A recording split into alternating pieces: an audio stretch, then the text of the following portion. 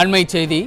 திருப்பத்தூரில் ஸ்டாலின் அரசே வாக்குறுதியை நிறைவேற்று அல்லது பதவி விலகு என கோஷமிட்டு அரசு ஊழியர்கள் ஆர்ப்பாட்டத்தில் ஈடுபட்டிருக்கின்றனர். அதன் விவரங்களை வழங்குவதற்காக நமது செய்தியாளர் பிரபு இணைந்திருக்கிறார். அவரிடம் கேட்கலாம். பிரபு, வணக்கம். விவரங்கள். நிச்சயமாக சையத். திருப்பத்தூர் மாவட்டம் திருப்பத்தூரில் இன்று ஜாக்டோஜியோவை சேர்ந்த சுமார் 2000க்கும் மேற்பட்டோர் தற்போது போராட்டத்தில் ஈடுபட்டு வருகின்றனர். குறிப்பாக தமிழக அரசுக்கு எதிராக இந்த போராட்டத்தில் ஈடுபட்டு வருகின்றனர்.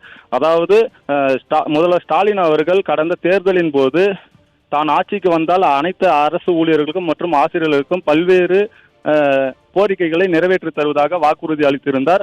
ஆனால் கடந்த 4 ஆண்டுகள் ஆகியும் ஆட்சியில் பொறுப்பில் இருக்கும் ஸ்டாலின் அவர்கள் அரசு ஊழியர்களுக்கும் மற்றும் ஆசிரியர்களுக்கும் எந்த ஒரு வாக்குறுதியும் நிறைவேற்றவில்லை என கூறப்படுகிறது. இதனால் இன்று ஜாக்டோஜியோவை சேர்ந்த 2000க்கும் மேற்பட்டோர் குறிப்பாக பழைய பென்ஷன் திட்டத்தை உடனடியாக அமல்படுத்த கோரியும் மற்றும் சரண்டர் விடுப்பு மற்றும் ஊதிய உயர்வு, உயர்கல்வித்துறை ஊதிய உயர்வு மற்றும் அரசின் பல்வேறு துறைகளில் உள்ள 30% விழுக்காட்டிற்கு மேலாக உள்ள காலி பணியிடங்களை உடனடியாக நிரப்ப கோரியும் தற்போது போராட்டத்தில் ஈடுபட்டு வருகின்றனர்.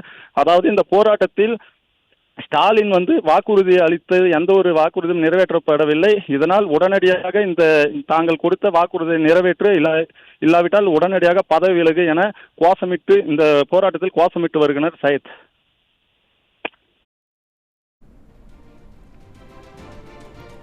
விவரங்களை வழங்கியமைக்கு நன்றி பிரபு.